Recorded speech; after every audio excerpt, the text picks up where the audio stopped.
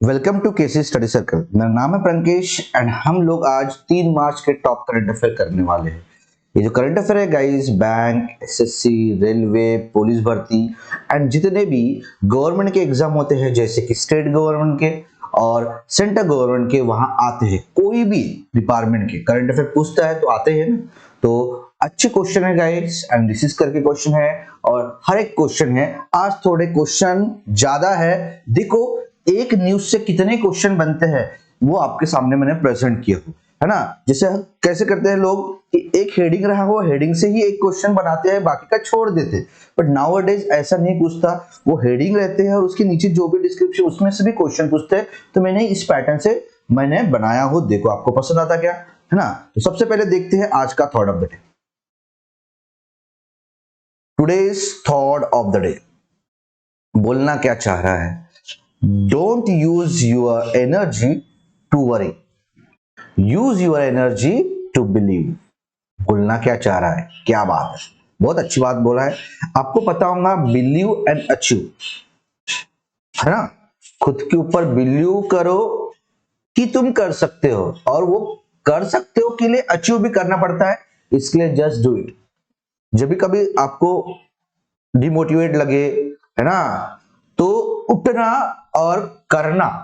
जो जिस चीज को पाना है आपको, और उस चीज को पाने के लिए आपको चलना है। हाँ, और किसके वजह से आपको मिलेगा, है ना, किसके वजह से आपको मिलेगा, तो उसके लिए आपको करना पड़ेगा, है ना। वही चीज करना पड़ेगा। तो वही चीज जस्ट उठ जाना और करना, है ना। तो बिलीव एंड अचीव। तो don't use your energy to worry, use your energy to believe, है ना।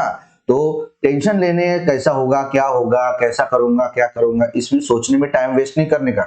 जस्ट आप तुम्हारी एनर्जी पॉजिटिव थिंक की तरफ अट्रैक्ट करो और करते रहो, अपने आप ही सब हो जाएगा। तो चलते हैं, देखते हैं आज के क्वेश्चंस। ठीक है, तो आज के क्वेश्चंस कुछ इस प्रकार है गाइस। 2 सेकंड ना, साइलेंट कर लेता हूं मोबाइल। तो पहला क्वेश्चन देखो, पहला टॉपिक है आपके सामने दिख रहा है, ये है नेशनल अफेयर्स। तो नेशनल अफेयर्स में जितने भी क्वेश्चन आएंगे उसके बारे में थोड़ा देख लेते हैं।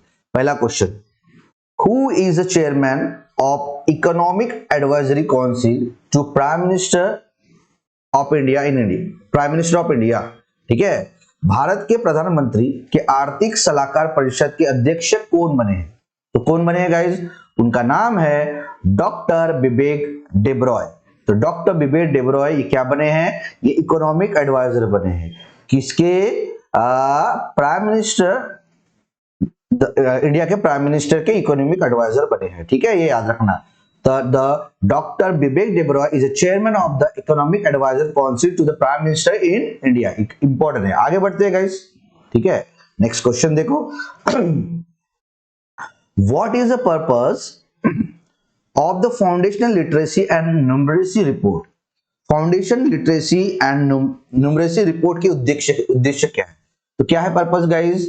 तो उसका उद्देश्य है ऑप्शन नंबर बी। देखो क्या है उद्देश्य? To access the current state of literacy and numeracy in India, है ना। ये पर्पस है किसका? Foundational literacy and numeracy report का। क्या पर्पस है? कि जितने भी स्टेट है वहां के लिटरेसी एंड न्यूमरेसी एक्ट को एक्सेस करना, ठीक है, और उसको ही शॉर्ट फॉर्म में बोला जाता है FNL। नेक्स्ट क्वेश्चन, क्वेश्चन ज्यादा है इसलिए थोड़ा सा हम फास्ट लेंगे, रिवीजन पर्पस भी हो जाएगा। Which state or UT topped the FLN Financial Literacy Numeracy Index 2022 among the smaller state and UTs? क्या बोल रहा है? छोटे राज्यों और केंद्र शासित प्रदेशों में कौन सा राज्य ऑब्लिक केंद्र शासित प्रदेश FLN इंडेक्स 2022 में सबसे ऊपर है? तो कौन टॉप में है गाइस? स्मॉलर स्टेट और यूटी में FLN इंडेक्स में? The answer is Pondicherry and Ladakh. ठीक है, तो पौंडीचेरी और लद्दाख ये टॉप में है FLN इंडेक्स में, स्मॉलर स्टेट एंड यूटीज में। Next question, which state in India has become the first to use a robotic scavenger to clean manholes? Bharat का कौन सा राज्य मैनहोल साफ करने के लिए रोबोट मेला ढोने वालों का उपयोग करने वाला पहला राज्य बना है? ये कल ही क्वेश्चन हुआ था। तभी भी रिवीजन पर्पस अपना हो चुका है ना। तो कौन सा फर्स्ट स्टेट है guys? The answer is Kerala. Kerala ये भारत का पहला स्टेट बना है जो रोबोट यूज करने वाला है उनके स्टेट में। क्यों? जितने भी स्केवेंजर है ना, robotic of scavenger to clean the manholes को साफ करने के लिए रोबोट यूज करने वाले हैं और बैंडिकिट उस रोबोट का नाम है। और पहला स्टेट कौन सा है? केरला है, ये भी याद रखना। नेक्स्ट क्वेश्चन देखो, what is the name of the robotic scavenger developed by the Kerala based startup Genrobotics? देखो यहां से ये भी क्वेश्चन मिल गया गाइस।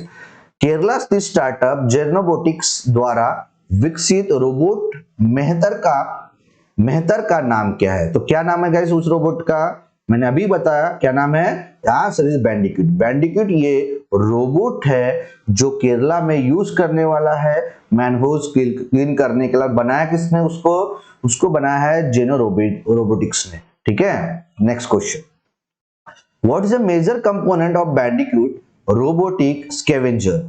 बैंडिक्यूट रोबोटिक स्कैवेंजर का प्रमुख घटक क्या है? देखो एक ही न्यूज से कितने सारे क्वेश्चंस बन सकते हैं, ये प्रेजेंट करना चाहता हूं गाइस। ठीक है, तो क्या है बैंडिक्यूट रोबोटिक स्कैवेंजर का major component? The answer is वो है रोबोटिक ट्रोन यूनिट। तो रोबोटिक ट्रोन यूनिट ये मेजर कंपोनेंट है बैंडिक्यूट रोबोटिक स्कैवेंजर का। नेक्स्ट क्वेश्चन देखो, what is the unemployment rate reported in NSSO 5th annual report PLFS 2021-2022? NSSO की पांचवी वार्षिक रिपोर्ट PLFS 2021-22 रिपोर्ट की गई बेरोजगारी दर क्या है? तो क्या है guys unemployment rate? The answer is 4.1%, है ना। तो 4.1% है ना। मैंने ये क्वेश्चन कम्युनिटी में डाला था, यूट्यूब में जाके चेक कर लेना। वो सर लोगों ने गलत दिया है आंसर, तो गाइस राइट आंसर देना है। ठीक है, तो 4.1% अनएम्प्लॉयमेंट रेट बताया गया है। कहां पे? NSSO 5th annual report PLFS 2021-22 की रिपोर्ट के अनुसार अनएम्प्लॉयमेंट रेट कितना है इंडिया का? 4.1%। ठीक है, आगे बढ़ते हैं। What is the unemployment rate for men and women in July 2021 and June 2022? है ना, जुलाई 2021 से जून 2022 में पुरुष एंड महिलाओं के लिए बेरोजगारी दर क्या है? देखो टोटल तो बताया कि इंडिया में 4.1%, तो ये एक ही क्वेश्चन से बनता क्या? और क्वेश्चन वहां से मतलब प्रोड्यूस हो रहा है। तो इंडिया में 4.1 तो है, लेकिन इंडिया में मेन और वुमेन भी दे रहे थे, उनका कितना है? तो उनका कितना है गाइज? द आंसर इज उनका मेन का है 4.4% एंड वुमेन का है 3.3%। ठीक है, next question,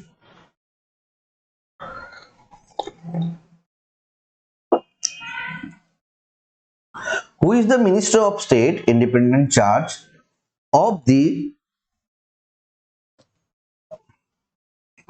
ministry of the statistic and programme implementation? सांख्यिकी और कार्यक्रम कार्यान्वयन मंत्रालय मॉस्पी के राज्य मंत्री स्वतंत्र प्रभाव कौन है? तो simple question, ministry of the state independent charge, ministry of the statistics and programme implementation कौन है? उनका नाम है गाइज राव इंद्रजीत सिंह, और ये जीते कहां से? गुरुग्राम हरियाणा से जीते हैं। ठीक है, ये मॉस्पी के मिनिस्टर है, इंडिपेंडेंट चार्ज है इनके पास। ठीक है, ये सिंपल स्टैटिक क्वेश्चन पूछ सकते हैं, ये न्यूज में थे। आगे देखो, what is the national mission for clean Ganga? स्वच्छ गंगा के लिए राष्ट्रीय मिशन क्या है? तो क्या है गाइस राष्ट्रीय मिशन, national mission for clean Ganga क्या है? The answer is option A and B. Option A and B में क्या है? देखो कि ये national mission for clean Ganga ये रजिस्टर हुआ था, सोसाइटी रजिस्टर हुआ था 1860 में, है ना। कब रजिस्टर हुआ था? 1860 में हुआ था। और ये an authority responsible for implementation of national Ganga river basin authority. ठीक है, तो ये क्या रिस्पॉन्सिबल क्या अथॉरिटी है? रिस्पॉन्सिबल क्या है? For the implementation of the national Ganga river basin authority. याद रखना, national mission for clean Ganga ये रजिस्टर हुआ था 1960 में, और इसका मेन रिस्पॉन्सिबिलिटी उद्देश्य क्या है? National Ganga river basin authority, याद रखना। Next question, how many projects were approved in 47 meeting of the executive committee of national mission for clean Ganga, है ना। तो एनएमसीजी की कार्यकारी समिति की 47वीं बैठक में कितनी परियोजना को मंजूरी दी, है ना। तो अभी रिसेंटली मीटिंग हुई है national mission for clean Ganga की, ये 47 नंबर की थी, और इसमें कितने प्रोजेक्ट को अप्रूव दिया है? The answer is 9 project. और ये प्रोजेक्ट को पैसे कितने लगने वाले हैं? 1278 करोड़, याद रखना guys. Next, which state project was approved for creation of a sewage treatment plant in Chakdaha municipal town? बोलना क्या चाहता है? चकदाहा म्युनिसिपल टाउन में सीवेज ट्रीटमेंट प्लांट के निर्माण के लिए किस राज्य की परियोजना को मंजूरी दी है? तो सिंपल, किस राज्य को ये प्रोजेक्ट के लिए अप्रूव दिया गया है? The answer is West Bengal. तो वेस्ट बंगाल में प्रोजेक्ट को अप्रूव दिया है, क्या बनाने वाले हैं वहां, है ना। और कहां पे? वेस्ट बंगाल के कहां पे? याद रखना, चकदाहा म्युनिसिपल टाउन में। कौन सा प्रोजेक्ट बनाने वाले हैं? सेवेज ट्रीटमेंट प्लांट को बनाने वाले हैं वेस्ट बंगाल में, याद रखना। Next question, what was the estimate cost of the project approve for the reducing pollution in the rivers Kan and Saraswati in Indore, Madhya Pradesh? Most important, IM पे mark कर लो guys. Madhya Pradesh के इंदौर में कहन और सरस्वती नदियों में प्रदूषण को कम करने के लिए स्वीकृत परियोजना की अनुमानित लागत कितनी होगी? कितनी थी? तो कितनी एस्टिमेटेड कॉस्ट बताया गया उस प्रोजेक्ट को, प्रोजेक्ट में? The answer is 511.15 crore. तो 511.15 करोड़ एस्टिमेटेड कॉस्ट है। और ये पैसों से क्या करने वाले हैं? मध्य प्रदेश के इंदौर में जो कन्हा और सरस्वती रिवर है, वहां के पोल्यूशन को कम करना है, उसके लिए इतना पैसे उन्होंने लगेंगे, ऐसा बताया गया है। ठीक है, कितना? 511.15 करोड़। आगे बढ़ते हैं। Where is the headquarter of the national mission for clean Ganga? NMCG का मुख्यालय क्या कहाँ है? तो कहाँ है guys? The answer is New Delhi में है। और इसके डायरेक्टर जनरल कौन है? जी अशोक कुमार है। Next, what is the name of the newly established platform eight NIT Calicut to assist the women in developing their leadership, communication and entrepreneurship skill? महिलाओं को उनके नेतृत्व, संचार और उद्यमशीलता कौशल विकसित करने में सहायता करने के लिए NIT कैलिकट में नए स्थापित मंच का नाम क्या है? तो क्या है गाइस वो मंच का, है ना, उनका न्यूली एस्टैब्लिश्ड प्लेटफॉर्म का नाम क्या है? The answer is CWSC। तो CWSC का फुल फॉर्म भी पूछ सकता है, क्या है? Centre for women's welfare and social empowerment. ये एक न्यूली एस्टैब्लिश्ड प्लेटफॉर्म है जो NIT कैलिकट में, है ना, बनाया गया है। क्यों? वहां के जो वुमेन है उनका डेवलपिंग होना चाहिए, किस तरीके से? उनमें लीडरशिप की क्वालिटी, कम्युनिकेशन एंड एंटरप्रेन्योरशिप की स्किल भी आना चाहिए। तो CWSC याद रखना गाइस। आगे बढ़ते हैं।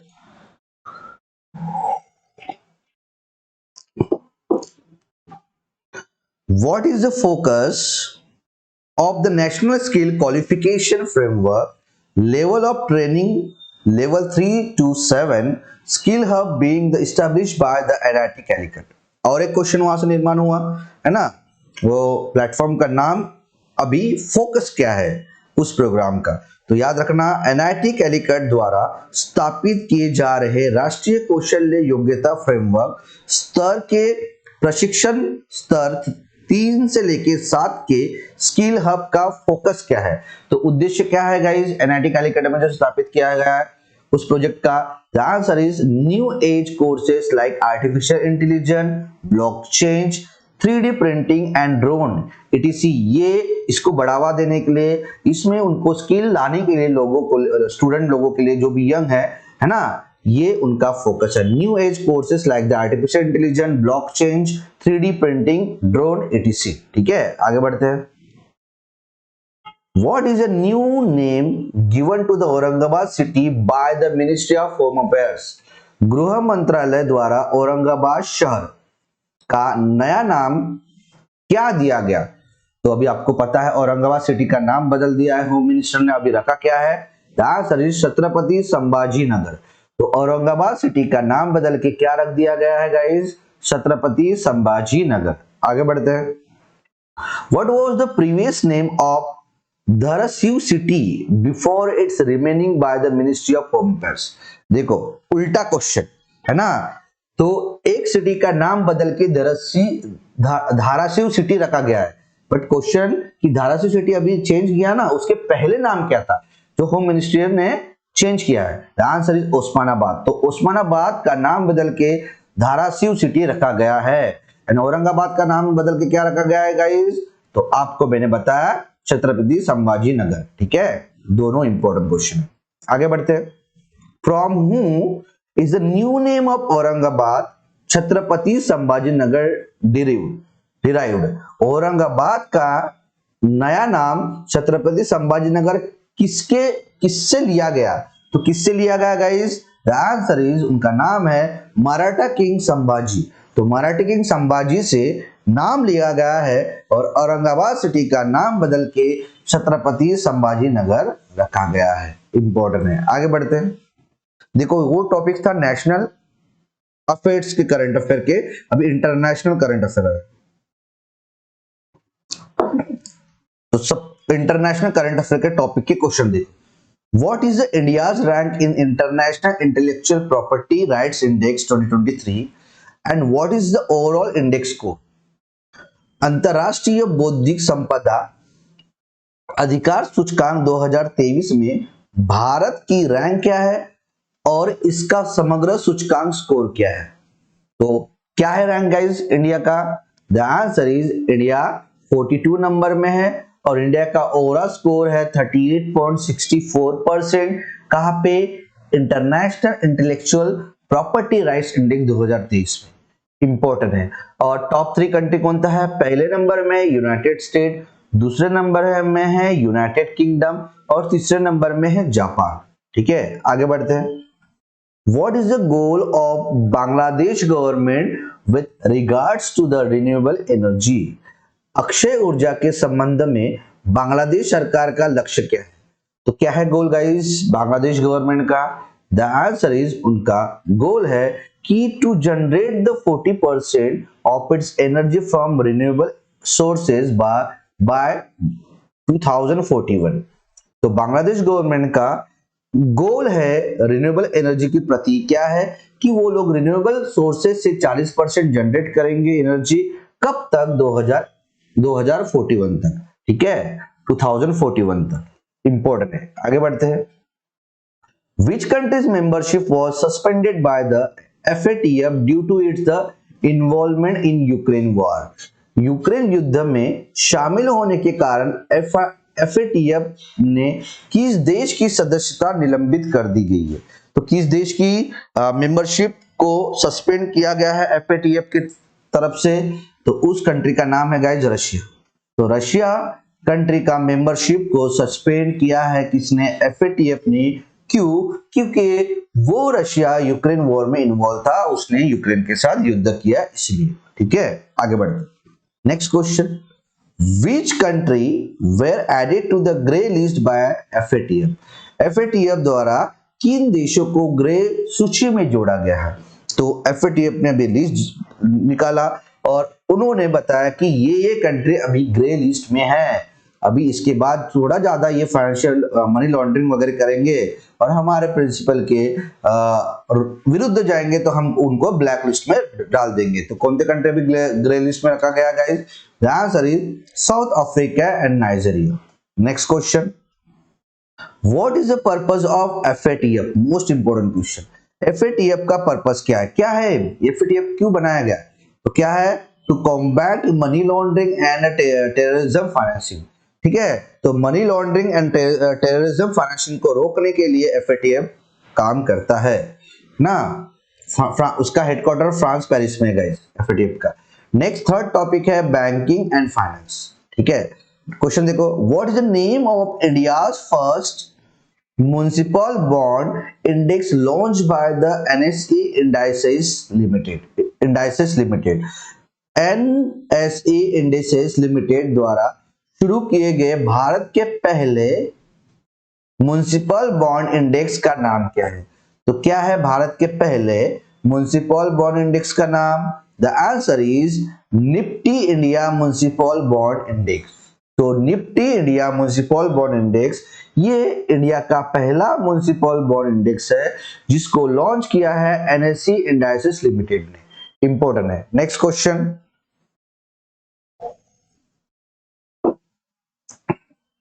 how many municipal bonds are presently included in Nifty India Municipal Bond Index? Important है। तो कितने म्युनिसिपल बॉन्ड को इंक्लूड किया गया है Nifty India municipal bond index में? The answer is 28। तो 28 म्युनिसिपल बॉन्ड को प्रेजेंटली इंक्लूड किया है Nifty India municipal bond index में।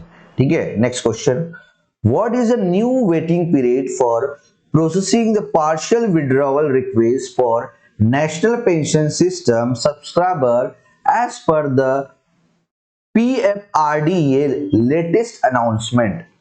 बोलना क्या चाह रहा है? PFRDA की नवीनतम घोषणा के अनुसार राष्ट्रीय पेंशन प्रणाली ग्राहकों के लिए आंशिक निकासी अनुरोध को संसाधित करने की नई प्रतीक्षा अवधि क्या है? तो क्या है गाइस न्यू वेटिंग पीरियड जो अभी रिसेंटली पीएफआरडी ने अनाउंसमेंट किया है उनके नेशनल पेंशन सब्सक्राइबर के लिए? द आंसर इज T+2, मतलब after 2 days of the request. ठीक है, ये वेटिंग पीरियड है नेशनल पेमेंट सिस्टम सब्सक्राइबर के। Next question, what is the full form of PFRDA? PFRD का पूर्ण रूप क्या है? तो क्या है guys full form? The answer is pension fund regulatory and development authority. तो P for pension, F for fund, R for regulatory, D for development, A for authority. तो pension fund regulatory development authority जो full form of the PFRDA। Next question, when was the PFRDA established? PFRDA की स्थापना कब हुई थी? तो कब हुई थी गाइस? द आंसर इज 2003 को। तो 2003 को PFRDA का एस्टैब्लिशमेंट हुआ था। Next, who is the current chairman of PFRDA? PFRDA के वर्तमान अध्यक्ष कौन है? तो कौन है गाइस करंट चेयरमैन? उनका नाम है सुप्रतिम बंदोपाध्याय, ये चेयरमैन है PFRDA के। Next, what is the current assets under the management AUM of India's pension assets NPS and Atal Pension Yojana as per the latest update? बोलना क्या चाह रहा है? नवीनतम अध्ययन के अनुसार भारत की पेंशन परिसंपत्ति कहां पे एनपीएस एंड अटल पेंशन योजना का प्रबंधक के तहत संपत्ति क्या है? तो कितनी संपत्ति है अभी रिसेंटली एनपीएस और अटल पेंशन योजना में जमा? द आंसर इज कितनी है? 8.75 लाख करोड़, है ना। ये करंट एसेट है कहां में? इंडिया का पेंशन एसेट्स। इंडिया की पेंशन एसेट्स कितनी है? 8.75 लाख करोड़। कौन सी pension asset? NPS and Atal pension Yojana. ठीक है। नेक्स्ट, फोर्थ टॉपिक है इकोनॉमिक एंड बिजनेस, है ना। Which organization does APEDA? APEDA means होता है the agriculture and process food products export development authority. क्या है APEDA? The agriculture and processed food products export development authority come under. बोलना क्या चाह रहा है? क्वेश्चन देखो, APEDA कृषि और प्रसंस्कृत खाद्य उत्पाद निर्यात विकास प्राधिकरण किस संगठन के अंतर्गत आता है? तो किस ऑर्गेनाइजेशन के अंतर्गत आता है APEDA?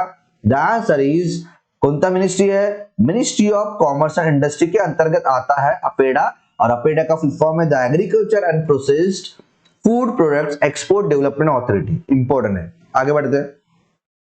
What is the aim of APEDA's partnership with the Lulu hypermarket? Lulu hypermarket के साथ APEDA की साझेदारी का उद्देश्य क्या है? तो क्या है guys aim? The answer is उनका एम है to promote the export of millets to GCC country.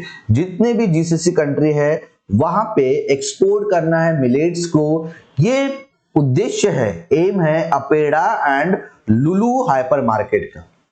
इसलिए उन्होंने टाइप की है। Next, what is the target set by APEDA for exporting millets and its value added product by 2025?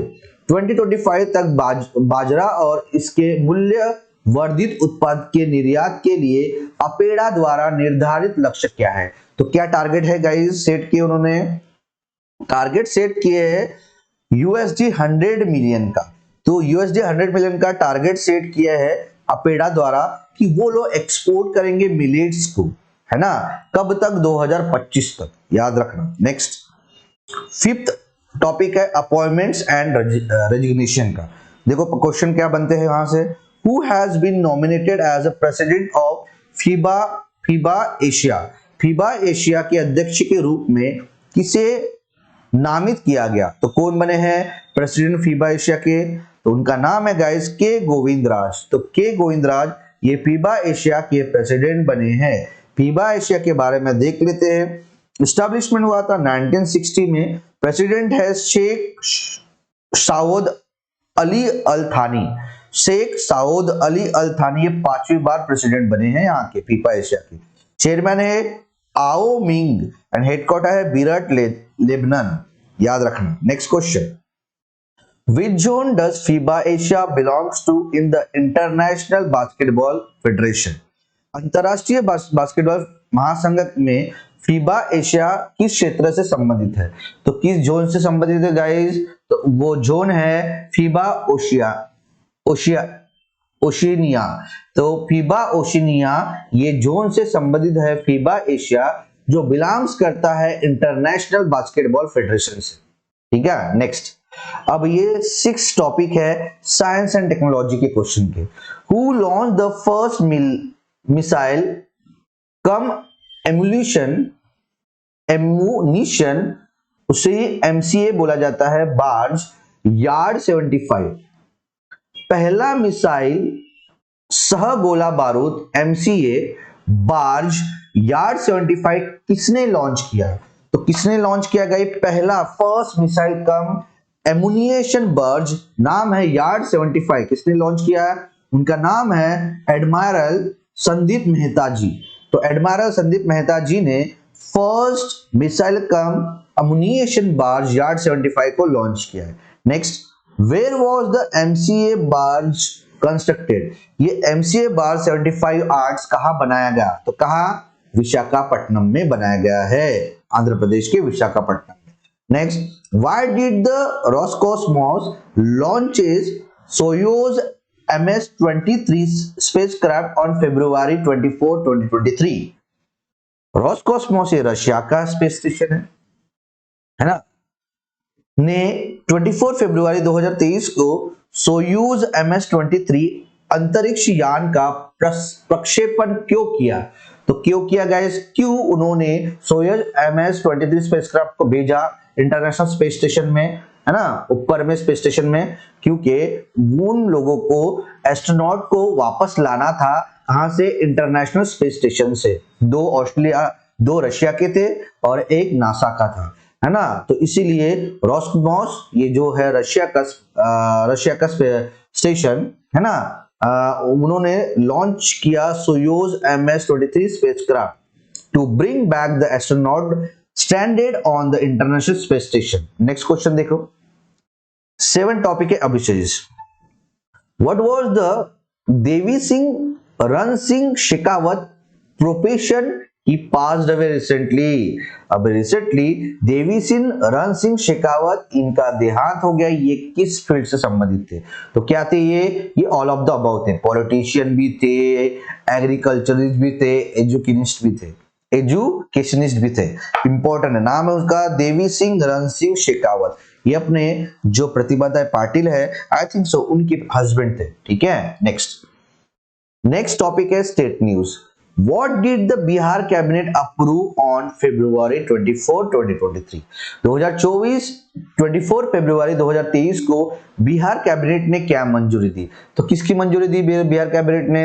Answer USD 50,000 for developing a fog alert system with USNCAR को मंजूरी दी। तो अभी recently Bihar cabinet ने approve दिया है कि आप लोग USD 50 यूएसडी 50,000 है ना से क्या करो, फॉग अलर्ट सिस्टम को डेवलप करो। याद रखना, तो बिहार कैबिनेट ने मंजूरी दी USD 50,000 for developing a fog alert system with the US NCR. अभी देखो यहाँ बिहार की बात आ रही है, थोड़ा देख लेते स्टैटिक। तो about the Bihar, chief minister Nitish Kumar, governor है राजेंद्र विश्वनाथ अरेकर, नेशनल पार्क है बिहार में Valmiki national park, wild life sanctuary है बिहार के Bhimbandh wild life sanctuary, Gautam Buddha wild life sanctuary. ठीक है, next question, who has signed an MOU committing investment worth rupees 7,614 crore in Tamil Nadu.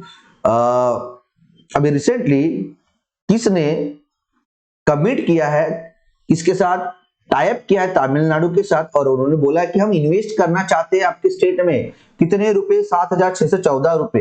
तो कौन सी कंपनी ऐसा बोला, यहां से ओला इलेक्ट्रिक मोबिलिटी प्राइवेट लिमिटेड, इन्होंने एमयू साइन किया है ना तमिलनाडु के साथ, और वो इन्वेस्ट करने वाले हैं 7,614 करोड़।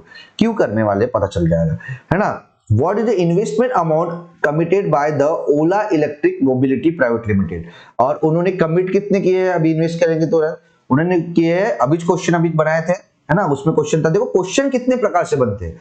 तो ओला इलेक्ट्रिक मोबिलिटी ने तमिलनाडु के साथ टाइप किया और वो बोले कि हम इन्वेस्ट करने वाले 7,617 करोड़। क्वेश्चन पैसे भी पूछ सकते हैं, कितने भाई कमिट किया है, 7,617 करोड़ की कमिट किया। ठीक है, आगे बढ़ते हैं।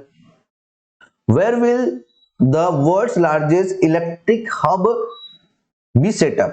इसीलिए तो 7,000 कितना पैसे थे, ओला इलेक्ट्रिक कितना कमिट करने वाला, 7,614 करोड़ इन्वेस्ट करने वाला Ola electric mobility private limited Tamil Nadu में। और क्या बनाने वाला है, वो इलेक्ट्रिक हब, लार्जेस्ट, वर्ल्ड का सबसे लार्जेस्ट इलेक्ट्रिक हब बनाने वाला है। और कहां पे, शिपकॉड बारगूर, कृष्णगिरी डिस्ट्रिक्ट तमिलनाडु में। ठीक है, तो दुनिया का सबसे लार्जेस्ट इलेक्ट्रिक व्हीकल हब ये शिपकॉड बारगूर, कृष्णगिरी डिस्ट्रिक्ट ऑफ तमिलनाडु में सेटअप करने वाला है ओला। तो ये थे गाइस अपने टॉपेस्ट करंट अफेयर।